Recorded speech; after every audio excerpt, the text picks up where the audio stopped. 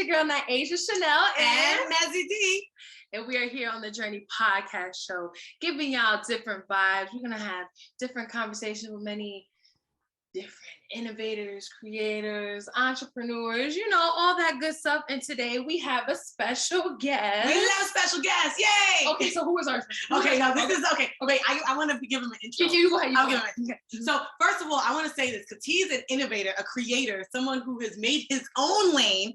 Even when people doubted him, he still has shown that no matter what, baby, you can't keep a good man down. Mm-hmm. Tell him we are having. Well, it's so weird. He's gonna have to tell us how to introduce him because I knew him as Hip Hop Mike, but I think are we still calling you Hip Hop Mike? I mean, y'all can call me anything you like, always. You go Hip Hop Mike is here on the set today, baby. Thank you. What's up? Thank you for having me. I appreciate y'all for real. Yes. All right, so before we get into anything crazy, we're gonna take a quick commercial break. All right, don't move, y'all. We're gonna be right back. You the only one I risk it all with. Got me feeling so brand new.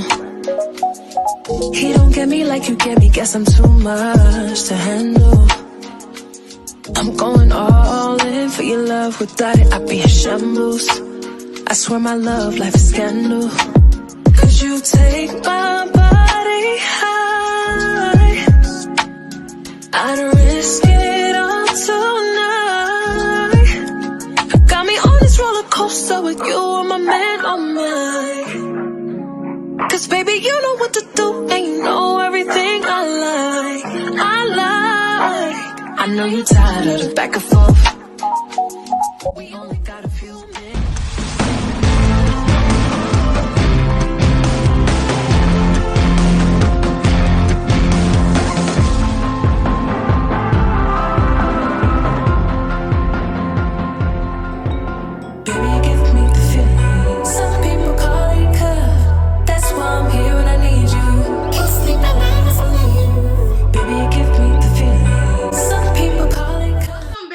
To the Journey podcast show with your girl Nyasia Chane'l and Mezzy D and our special guest Hip Hop Mike. What's up?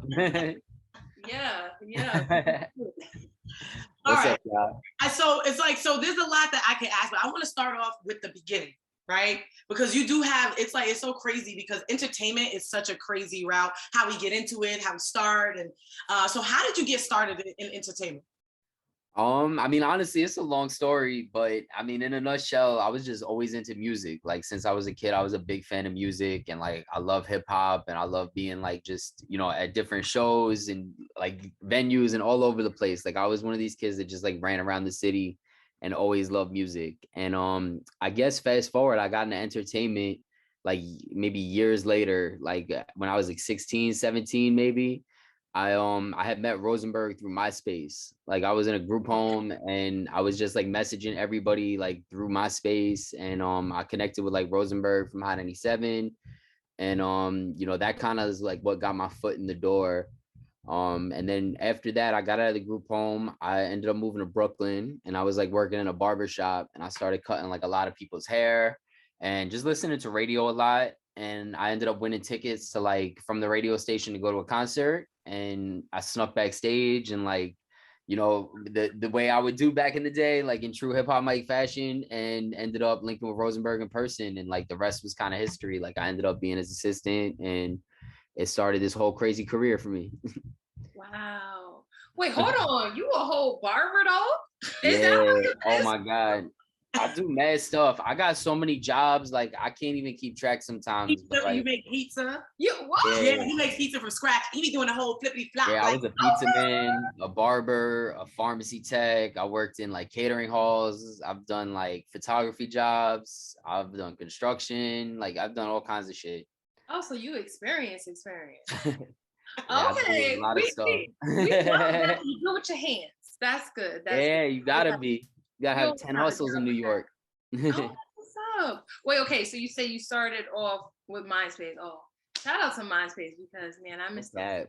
I was on MySpace. Yes, when you get to put the song on the profile, and yeah, I was there, writing uppercase and lowercase letter. Nyasa's 21 years old. She was at the tail end of MySpace. Like, bro, we're not doing this. Like, I don't even think he was even around. I was there for AOL, for everybody was on Facebook by the time you got the tail end in like 99. Oh my gosh. Exactly. Well, I mean, I guess MySpace was moving until like what, 2006, 2007, maybe. By that time, nobody who was the originators of MySpace was on it at 2007. Except for the damn 21-year-olds. Moving to Facebook. So for MySpace, you was able to cut. It was more a personal thing with you and Rosenberg. I wouldn't say it was personal. I was kind of just like, you know, I was in this group home and they would give us library privileges once a week. And like before that, like I said, I was just running around. Like I was into music. I was selling mixtapes. I was going to a lot of concerts. So for me, it was more just like connecting with anybody. It wasn't that like I was trying to build any relationships, but like I had just sent this kind of like generic message out to like everybody in the music industry that I kind of like admired or looked up to. And it was like really more so just like looking for advice, you know. It wasn't even looking to really like make friends, but more so just kind of gather information of like, you know, how do you go about pursuing something in that industry, because it is very competitive. And I think that's like pretty well known. And, you know, I just kind of wanted some like cheat code, if I could get one, as to like how to kind of get my foot in the door more seriously than just selling mixtapes in the streets. And that's like literally it's crazy, because actually how we met was he was already doing Hot 97. He was bubbling. And that's what I'm saying. You're always, and that's the one thing I've always loved about you, Mike, is like no matter what you're doing, how busy you are, like if somebody reaches out to you that's willing to actually work, you're always willing to connect with you, which is like, and he's always willing to add another job to his resume. That's a fact. That's essential. So he was already working at Hot 97, and I worked at a little small station out east. But because the executive the producer, he wanted to make sure he was like, yo, Hip Hop Mike is so awesome. We got to get him on. I'm like, he is not finna come to this small little baby station. He's not doing it. It's not happening. And when you came, it was like, we are lit. We lit. Yeah, nah, I appreciate it. I mean, I don't know. I really don't know how I got into any situations, because I really do it from the heart. You know, I'm just a fan of music. And I think that's the biggest thing I learned. Like, you know, fast forward everything, not being in radio anymore. Like I really realized that there's two types of people in the industry. There's the people that kind of understand like that there's a culture, and that, you know, I think the youth and the people that are part of like the communities, they set the tone. And then there's another side of like, you know, more industry people that have influence or are gatekeepers in a sense, or, you know, I don't want to say just gatekeepers, but people in positions of power that do more influencing. And I'm just I fall more on the side of the streets. Like I really believe that like culture is what sets the tone. You know, I never really felt comfortable being somebody that's like, I think this is hot, so it is, and everybody needs to kind of follow that. Like I'm more of like a journalist, I think, in the sense of where I go where the action is, you know? So I mean, I felt the same way when I came out to Party 105. You know, I think you guys do awesome shit. Like it's a great show, you know, and honestly, I felt more at home there than I did at Hot 97, where I could like be myself and have some of the conversations I wanted to have. So, you know, to each his own. I do it from a place of joy. And I think that's the thing with the music industry, that will keep you at least in somewhat of the good graces of the right people, is doing it from a place of like genuine joy. Right. That's deep. That was deep. I'm telling you, like we about to get some gems. This is like, wow. I really can't reiterate how I noticed. So I was so excited when he said he could do it, because he's got gems. And that's one thing. Got heartfelt shit, yo. No, for real, because I feel like it's kind of hard now to get genuine things out of this like music industry. I feel there's a lot of mixing parts that go into it and stuff like that. But it's good that you're taking a lot of things away from it. Like you're taking away the experiences, all of that stuff. But I see them plaques on the wall though, behind you. I got a couple. Who I like this party. Oh wow, I love this whole setup. But yeah, I mean, this is where I kind of work at it. So I have like everything set up over here. I love that. Wait, but take us through. So take it, because that's you know, honestly, that's the one thing was so crazy with this entertainment industry. And basically what she was saying, there's no path for us. That's why like this podcast is so important, because I want somebody, even if it's one person that could take something away from this and be like, yo, it's us that's motivated. You know what I mean? Like it's a community of us that's just working. Take us through that transition from being on radio to all of a sudden, right, not being on radio. I mean, I gotta say, like, even when I was on radio, I was kind of lost because I didn't really know, what I was doing in the sense. Like, for me, radio was never like the goal. I never really had like the idea to just be like this broadcaster or be somebody that was like in this influential situation. And, growing up, I always really looked up to a lot of the people that I ended up getting to hang out with and like be around. So the more I kind of pursued, a career in radio and the better I was getting at it, the more it was kind of putting like a strain on certain relationships that I had on a personal level. And I think a lot of people kind of started seeing me as like competition. So like, I got to say, like maybe 2 years into doing like the late night show, I was definitely like, getting into a place where I'm like, I should be happy, but I'm not, like I have all these things that I kind of like feel like I should want, but I'm just like not really happy with it. I think it happens in a lot of ways. I think with people, like, especially with partners, like you'll end up being with somebody you want to be with. And then it's just like, it takes work and people aren't always ready to do that work. And I gotta say, 2 years in, I didn't know what to do with myself. Cause like on one hand, I'm trying to follow through on the career, but at the same time, I'm trying to keep good relationships. And at that point, I was like, all right, well, I need to figure out what I'm gonna do because I don't want to be in radio forever. And I took an audition in California to do like background shit, like production for the Nick Cannon morning show. And I flew out there. I was there for like a week and I kind of like was helping out with them getting started and like doing notes on interviews and things like that. And I enjoyed that more just being out there because I felt like I was kind of more embraced as like for the work and not necessarily as just like a task rabbit in a sense. And when I came back to New York, I kind of just said, fuck it. I'm like, you know what? Because I didn't take that job because the money wasn't great. And like, as much as I liked working around Nick and like a lot of the morning show people, I didn't really love like the management situation. It felt a lot like how Hot 97 was, where it was like a good gig, but like a better gig, but just as restricted as far as growth. And I came back to New York and I stopped politicking and I just went hard with like being the personality, thinking it would bring me some joy, but it didn't necessarily do that. And for like the following 2 years, I was doing like some of the biggest interviews, but not really, like I was battling to get them, posted and battling to get like, certain content even covered on like the Instagram. And at that point, I was just like, fuck it. Like, if this isn't going to lead me somewhere, I need to figure out what's next. And, I was doing podcasts and everything like that. And when, everything kind of hit the fan with Hot, I jumped over to Station Head. And that's kind of like where I started doing my own thing. I mean, similar to like how y'all do, is just like content that nobody could tell me what the fuck I'm doing or who I'm booking or what I'm saying. And I don't know. I feel like I found a lot more joy in doing entertainment, but I knew I wouldn't be successful unless I did it on my own terms. And that's what kind of like got me out of radio and more into like the podcaster, like more business savvy guy that I'm becoming now. So you are on your own journey, and even though you went through the troubles of having to kind of find yourself through the loops of different kind of stations you were dealing with, you ended up being able to do your own thing. Now you're comfortable.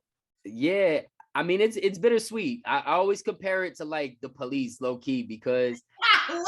I know it sounds crazy. Like I really look at the industry like that though, in a sense, because I think there's a lot of good people that like have the mentality of like, well, I'm going to become this person that is going to uphold like, positive things, right? Like if people that become police officers, more times than not, they don't become cops because they want to write tickets and like, be dicky with people. But I think that's also the nature of the beast in that job. And now you're in a situation where if you take that job, you got to decide, am I going to do this for like what I got into it for? Or am I going to compromise certain things to fit the mold? And I've always been big on not compromising. So on one hand, I really do want to do this job where I'm like in media and being able to interview people and having access to people. But at the same time, I don't want to do it on the terms of like, if I book somebody and somebody else I work with wants to sit with them, it's just like, I can't ask my question because there's a chain of command or a totem pole to like, meet. So It's hard to say because on one hand, yeah, I love where I'm at now, but at the same time, I do think that there's a lot of changes that need to happen to kind of open up to what, you know, to meet everybody in the city. So I mean, you guys are catching me at like a very weird point in my career because I'm like learning how much influence I had, but at the same time, I'm like kind of just putting it to the side to focus on like the business. I think you say it's a weird time. I think this is actually one of the best times because you know what? People like only want to, when you're like just doing something where you're flashy, you're always on Instagram. People, that's when you're like, you get all the interviews and people want to know, oh, your life is, but it's like, it's that time where you have to build back, where you're like, yo, I got to build my own bricks. Cause I feel like the same thing. Well, not to cut you off, but I just realized a big part of like why a Funk Flex is so powerful is because he has equity in the company. It's not just because he's the most famous, you know? And I think that there's so many people that don't give credit to the fact that there is a lot of business getting done. And unfortunately, the nature of the business these days isn't about, you know, development, but it's more so about like spend a lot, make a lot. So for me, you know, being somebody who came up, not necessarily with the privilege of having like a media family or having like some sort of like backing or, you know, even as far as like, you know, doing club appearances and stuff, like I wasn't the most booked in the clubs. I never really had fun, like going out to clubs, and I never chased that bag. You know, I work from a place of just genuine support. So, I mean, we're in times where getting support is hard, and not necessarily like needing the attention is tough for me. So it's like, I just hit a point where I'm like, yo, I got to get this bag up. And like, if I'm going to be able to do a podcast, I need to be able to put the, you know, the marketing behind it. I got to be able to pay for YouTube ads and things like that. Because even though I have the biggest artists in the world sitting on my show, it doesn't change the fact that my show is getting posted on a platform that has an algorithm that runs on money, you know? So wow. You're touching on some points. I know, yeah. Don't get all into it yet. We're going to be right back. my fault.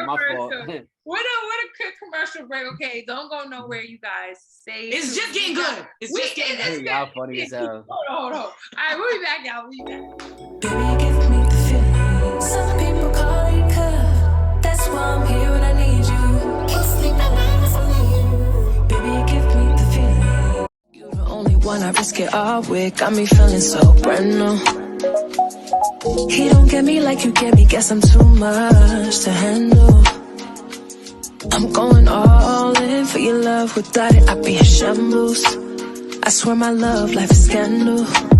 Cause you take my body high.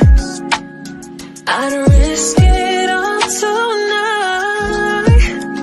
Got me on this roller coaster with you and my man on mine. Cause baby, you know what to do and you know everything I like.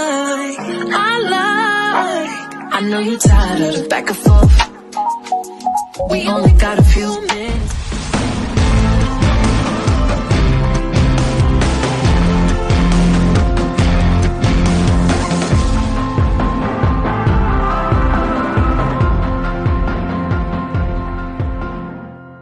Welcome back, you guys, to the Journey Podcast Show. We back at it again. All right, we just gonna keep diving into this conversation. So you was getting ready to say something before I had said something. What you was about to say? I mean, y'all was talking about just like a lot of people don't, you know, say a lot of the shit that I say. And like, I don't necessarily want any points for like keeping it a buck, but I think a lot of people talk about a lot of things until they're in a position like I was, where it's like, you could compromise it.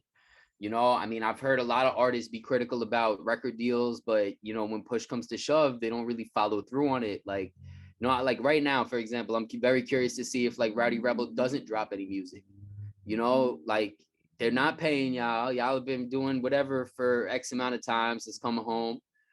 Like, are you going to follow through on this and maybe risk losing that exposure and that publicity? Or are you going to, at a certain point, compromise?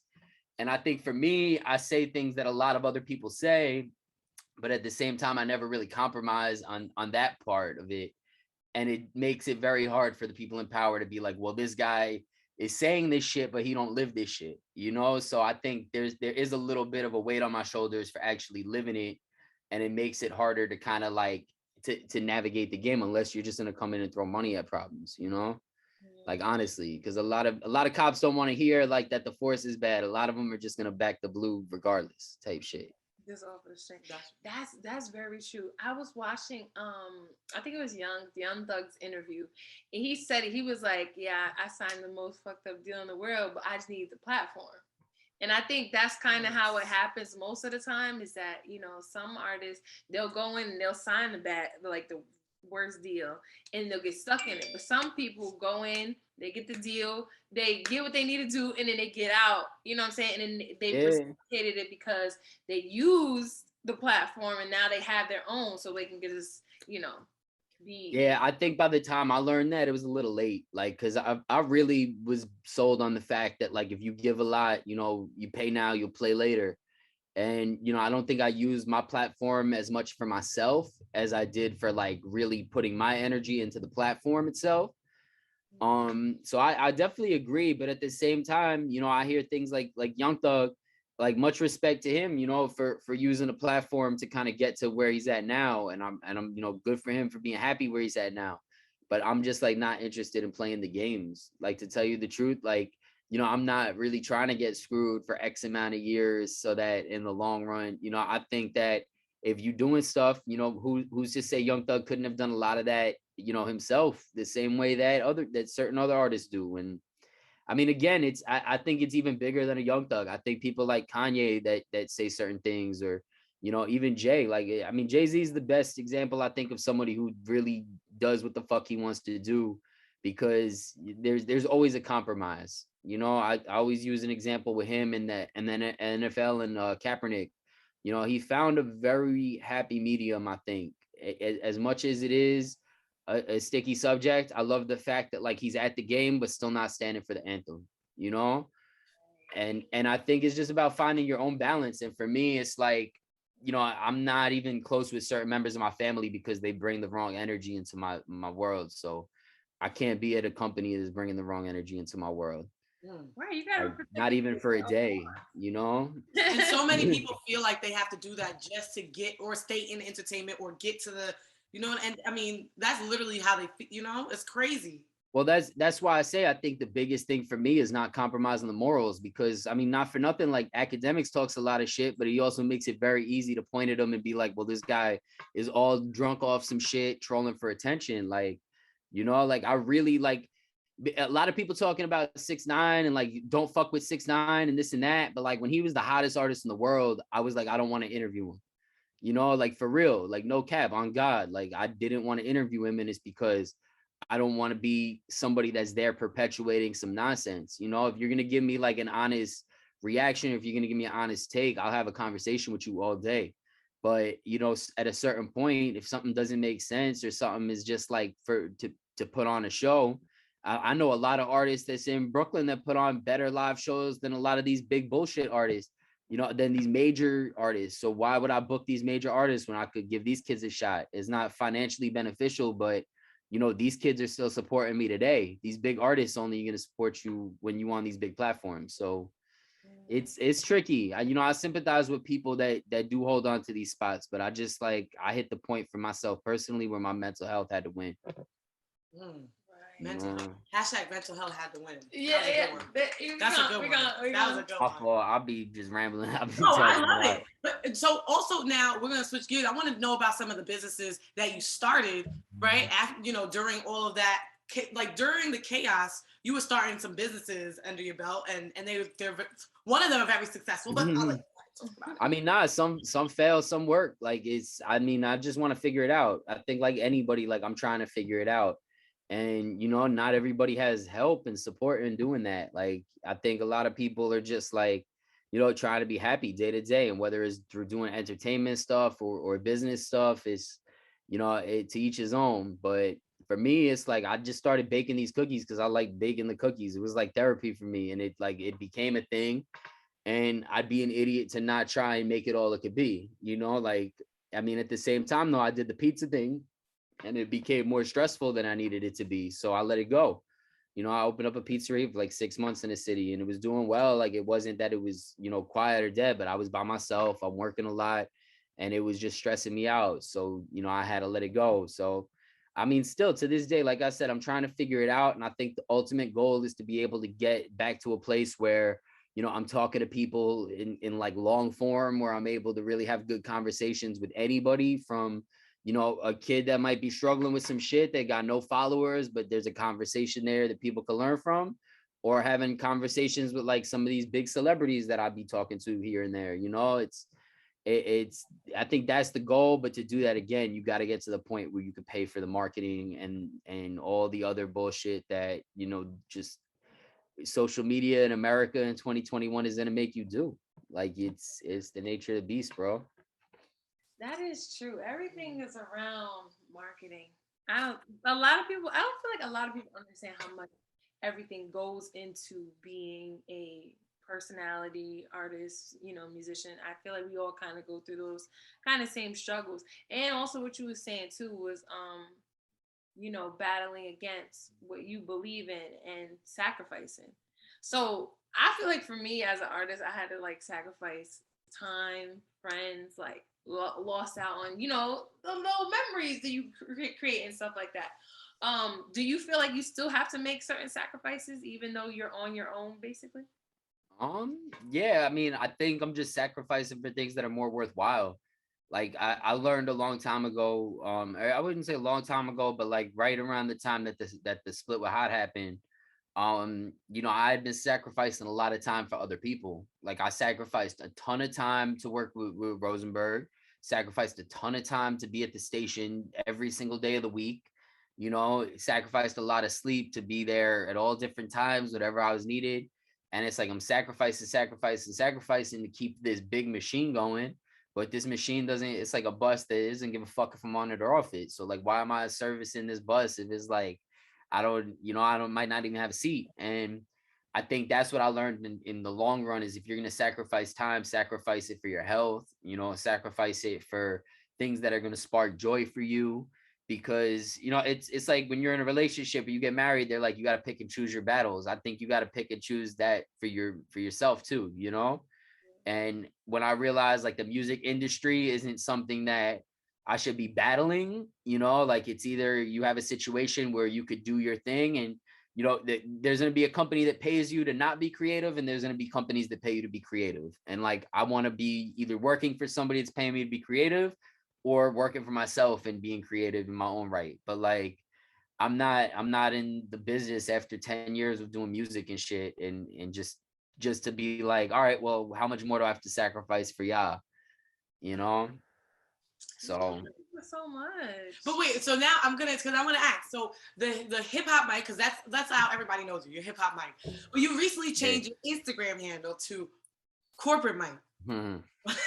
What can you? Because I kind of know the backstory, but I know there's a lot of people that follow you that are like, wait, what? What's going on? So definitely put us onto that. I mean, it's simple. I'm like not in love with hip hop like I used to be, and honestly, like at this point, I don't feel like it's helping me really flourish. I feel like it's very restrictive. I feel like hip hop Mike was kind of like, Rosenberg's assistant and this guy that's kind of like on the bottom of the totem pole of Hot 97.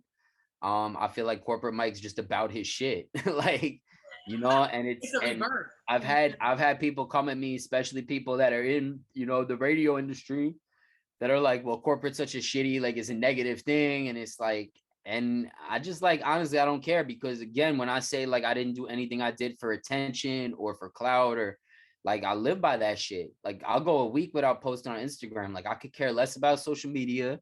I could care less about influence or attention or clout. It's like, I'm in a place where I'm feeling real fucking corporate right now. So like, that's the time I'm going to be on, and that's right. It's no bad thing with that. That's never bad. That's how I feel about it. Shoot, I'm like, hey, if it's meant to be, I think how I take it is like, if it's meant to be, it's meant to be. You know what I mean? And I think it's good that you're in the stage of being able to be comfortable and finding yourself. And you changing your name. I love that too, that you're not caring about what anybody else has to say. Because I feel like if we took that more deeply within ourselves and stood on that, we might be better in today's a lot of people be a lot better. Very you just gotta be fair. I think be fair with everybody. Like, like very recently I had a back and forth with like Funk Flex and with some other people I say mainly Flex, but we had a back and forth, and he was like, oh, well, like, you're privileged, and, or something from the suburbs, like you need more than hip hop in front of your name to be hip hop. And I'm just like, I think it's a shame, because on one hand, I want to be like, all right, well, you done lived in the suburbs twice as long as me, like, but that's not the issue. I think the issue is just like, why is there that disconnect to begin with? Like, why can't we be honest with ourselves? Because on one hand, it's like, I will be honest, like, I'm not prepared to take on a morning show or to take on an afternoon or whatever it is, like, I'm not equipped for that. But at the same time, I think a big reason I'm not equipped for that is because there hasn't been any vision for people to evolve. And, not everybody's forced to evolve, and that's fine, but I've always been forced to evolve. And I think some of the best growth I've had, some of the best, experiences I've had that have led to the best interviews and the best conversations come from really having to embrace that growth.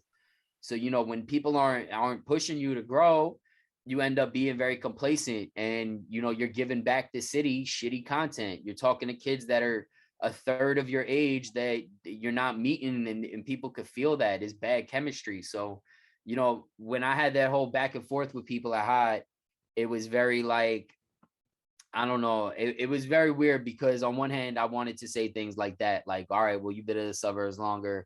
And in a nutshell, because I know I'm just rambling, I'm talking in circles, but like, don't say that. Yeah, nah, I mean, I definitely feel like I am. I feel like I could say these things over and over and over again. But ultimately, I just feel like you either stand for something or like you'll fall for anything. And like, I'm just not, I'd rather not work in music ever again and have my peace of mind and be able to keep growing and having great conversations, whether it be with y'all or anybody, like, I don't really care if I'm talking to fucking the biggest outlets in the world, or people like myself that have like, 12, 15, 20 views on their videos. It's just like, spread the good information, bro. 20 views on his videos. Nah, I know y'all is viral. I'm saying for me, like, again, like, I have to really spend money. Like, I've seen it. Like, it gets to the point where doing interviews, like, I'm like, fuck, I'm not getting hits because I'm losing out in these like traction wars with paying to push algorithms and run ads. And oh my God, yeah. It's too much for one person. And it's like, you got to figure out, all right, well, why am I doing this shit? Do I really love it, or am I trying to prove something to somebody else? Like, I'm trying to prove shit to myself. Are you by yourself, or do you have a team with you? I'm solo dolo, bro. Yeah. Like, I don't have the pandemic though. I was definitely gonna be your assistant. Hold it down. Yeah, nah, I mean, you've helped me out. Like, people have helped me out along the way. I can't say like I've done everything myself, but as far as like a mentor, I haven't had like a real mentor, in my opinion. And that's no shots at like somebody like Peter who let me be around him, but at the same time, I've never gotten a call that's like, hey, I think you should do this interview, or hey, I watched this interview and it was dope, or and I don't think, again, that it's like a point of like not caring about me on a personal level. I just think people get so consumed by the things that, externally you're supposed to have. It's like, well, if you make money, you're supposed to buy jewelry, or you're supposed to buy some Chane'l, or, if you're in the radio industry or on TV, you should just be happy, like and for me, it's just like, be yourself no matter what. If you're not happy, do something else, even if everybody thinks you crazy. Like, I've read enough stories of people being that like disruptive or doing things in that way that it pays off in the long run. So I'm just kind of waiting to see how everything plays out. But I realized there's a lot of little thresholds you got to cross to really get to the point where you're successful. And I think a lot of people get stuck along the way, not looking in the mirror. If that makes sense. Oh, that's so. If you felt the chills, you got the chills, you got the chills. Woo! Well, what can people expect from you in the future? What can they look forward to? I don't know. I don't even know what to expect from my damn self. I'm doing this real estate thing right now. Okay. It's weird because on one hand, I'm working in an office, and I'm like not a dude that like enjoys working in an office and being at like a desk all day. But at the same time, I'm somebody that like really enjoys structure. But like, above all, I'm just trying something different. I think so many times we think we know what we want and what's good for us. And like, they always say, like, if you want God to laugh at you, tell him what you have planned, and I'm just like not interested in doing that anymore. So for me, I'm working in this office right now, but like my boss is one of the coolest, nicest, like most supportive guys there is. I'm doing really well as far as making money and like financially. I feel like things are moving in a great direction. It's given me a lot more freedom from feeling like, just restricted how I have at my past jobs. And moving forward, I want to take some of this money and do things the way that I wanted to do them at my past jobs, but just like on my own terms, because the people who have really supported me, like those relationships are always going to be there. And I think it's not fair to them. Like I'll be completely honest, there's publicists who have sent me big fucking artists. Like I had Interscope sent me the baby really early on. I did an interview with him. High 97 never posted it. They never threw it up. And it's an interview. It was a couple, maybe like months after that whole Walmart shooting. And like he had no jewelry. He was still a brand new artist. Like great conversation that we had. Never got posted. And I think it's because a couple weeks after we shot it, the album dropped, he became really big and other people wanted to sit with him. But by that point, other people had sat with him and he was giving everybody the same kind of, responses, because you get media trained, you start realizing, maybe there's certain things that I need to do politically.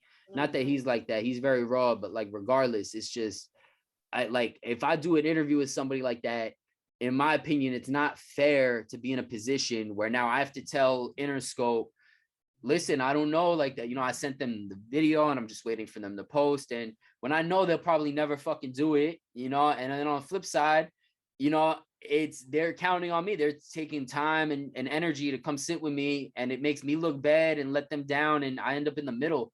Like, I'm not interested. Like, I'd rather be able to tell people, like, listen, you're going to come to a nice place. We're going to do real content. It's going to come out consistently. And to do that right, you have to have the right people in place, and to get the right people, you got to pay them. Like, yeah. So where do you ultimately, like, the perfect position for hip hop mic? And are we just gonna take the hip hop out? You can call me whatever you want. I want to be like rap. You got a rebirth, baby. I'm calling you Mike because I feel like this is more personal. Yeah, thanks, bro. It's like, you know what I mean? Like, it's like really. I'm learning him as he's speaking on things, and I just want to know. So ultimately, though, perfect position for Mike. Where would it be? What would it look like? I want to definitely have a good team. I think that's like the main thing, is to be able to make enough money to pay for a good team to like be around, where people feel like they're able to kind of live and operate where they're comfortable and doing what they like. And then I want like a couple of different things, like I definitely want to be able to take the knowledge I'm learning in real estate and be able to be like invested in a lot of real estate. I think that's the most important thing to me, is like to have that passive income and to be able to like have my investments right and like my money right. The second most important, I'd say, is to be able to like have conversations with people. Like I've on some like rap Joe Rogan shit. Like I don't want to be a media personality in the sense where like I'm like trying to talk to the next upcoming artist. I think in like my 20s that was great, but the same way that I'm very critical of like, the older people that are kind of the gatekeepers, or in a sense in the industry, being disconnected. I feel like at this point I'm a little disconnected, hence like taking the hip hop out my name, because I think hip hop's changed a lot from like what I fell in love with. And I've had that name for 10 years. And like now I don't listen to as much hip hop as I used to. So it's just like, I don't want to be the person that I'm like, not like, that I'm critical of. So I think as far as like doing interviews in the sense of like talking to just artists, I don't know if I'll do that again. But I do want to talk to people, and whether it's an artist or somebody that does something else, like I think being on some like rap Joe Rogan, having like a podcast, that's a big goal. And then the cookies, like I think that it adds a lot of sweetness to the world, like literally and figuratively. So, I want to get that booming, because I think. Wait, what kind of cookies you specialize in? Oh my God, because I love cookies. And first of all, it's called Cookie Chemist Co. But you know what I'm saying? Make sure you follow that on Instagram. I'm about to show. Literally, I'm going to show it to her right now, and you're going to see her actual reaction. I was waiting to. I'm like, I want to show her. Yeah. No, these ain't cookies. These I like cookies too. I think cookies are just like fun, and it's like, why not have a business that does that? I mean, in a perfect world, I'll be honest, like somehow I really want, like my biggest goal is to get my money up so much where I could like buy a radio station and like structure the programming the way I'd want to structure it. But like, I think I'd have to have a point that would have to be at a point where I just have like, fuck you money. And it's just like, I'm willing to throw some in the garbage. Like, I don't think there's a world where like you could be in radio and not compromise morals if you're going to make money. He's looking at the cookies, by the way. I'm sorry. Yeah, nah, y'all good. Yeah, like he makes it with actual chunks. Yeah, make sure because if she's having a food gasm right now. So make sure you follow Cookie Chemist Co. if you want to see what she's looking at. She's really She's okay. She's really Oh wait, he's in the city? No, he lives in Long I'll Island. be all over the place. Tell the people how could they get? Yeah, because I'm about to go over there right now. You gonna be there? Hey, you gotta order online. Oh, you gotta order online. I got it. That's the thing. That's what I'm saying, bro. I really got to get my bread up because I really like. I mean, I could probably find an investor and borrow money and like go down that whole route, but I just want to get to the point where like I could open up a store myself and just like pay that people. Okay, yeah. Okay, sorry. She's still looking at the love cookies. cookies. She's looking at y'all cookies. good. I was like, wait, hold on, how he do that like that? Okay, I want to see. I'll get y'all some cookies. I got you. Yeah, we're gonna need that. Oh my God, yes. You know, if you want to sponsor, that could be cool. We can sponsor the show with some cookies. Awesome. We could do a little, little segment where we're just like, oh, new cookie of the week. Got a cookie. Order my cookie. Those cookies are fantastic. I ain't gonna hold you. I got terrible teeth, though. That's why I be like, I got to go to the dentist. Mm-hmm. You know. Yeah. Mm-hmm. It's okay. Okay. Well, we appreciate. Oh my God, I appreciate y'all. My bad. I said a lot of stuff. Y'all caught me on a weird day. I was like, oh, this is a great. I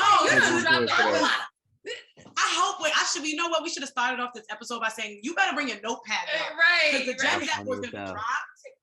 Then I told her that there was gonna be gems to be dropped, and you dropped mad gems. She did. Nah, it's all love, bro. Like, I mean, anybody that's out there that's watching this that wants to holler at me, hit me up anytime. Like, I be talking. I'm down to have conversation with anybody. I had an artist that like I'll be running into a showcase to send me his bio the other day. I literally like re-edited the whole thing, sent it back. Like, I really take a lot of time out of my day to like really have conversations with people because I think, what I've been through past forward, it could go a long way. So like anybody out there, holler at me anytime, and I'm always here to drop whatever gems I can.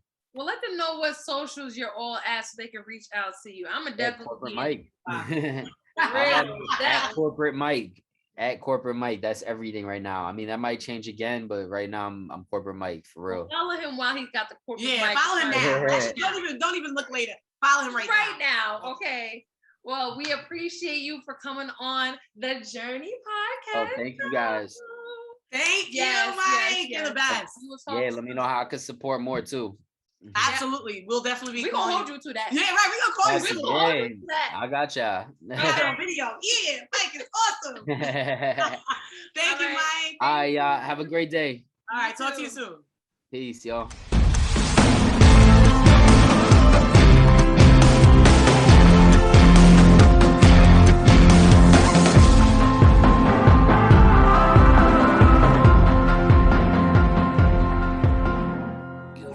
One I risk it all with, got me feeling so brand new. He don't get me like you get me, guess I'm too much to handle. I'm going all in for your love, without it I'd be in shambles. I swear my love life is scandal. Cause you take my body high, I'd risk it all tonight. Got me on this roller coaster with you, I'm a man on mine. Cause baby you know what to do, and you know everything I like. I know you're tired of the back and forth. We only got a few minutes, baby give me the feeling. Some people call it curve, that's why I'm here when I need you. Can't sleep at night for you, baby give me the feeling. Welcome to the Journey Podcast Show, you guys, with your girl Nyasia Chane'l and Mezzy D. We just had a dope conversation. That was a lot to unpack. You know, I noticed something about like the people that we interview, they always leave something on us. You know what I'm saying? That's so true. No, that is a fact. Like, that is a fact. I will actually, that was a great point to say. Right. And I felt like he definitely let the people know the real about what he's gone through. That's what most people, it's crazy. That's what most people go through in this industry. And that's why I feel like I love doing this Journey podcast, because we are the generation of creators. We're the generation that's going to make the path for the next generation after us. Yes, right? Because we don't have a path right now. We have a journey. We have a journey. Whoa, she's hot. She's hot. Whoa, that was hot. Now we gotta let the people know, okay? That was hot. Girl, I had to get up on my feet. We here. I got chills. Okay. Yeah, listen. if you want to stay and see more of what we have to offer and see all the dope, talented people we interview, make sure you subscribe to our channel, The Journey Podcast Show. Follow us on Instagram, Journey Podcast Show. Leave us some feedback. Let us know who you would like for us to interview.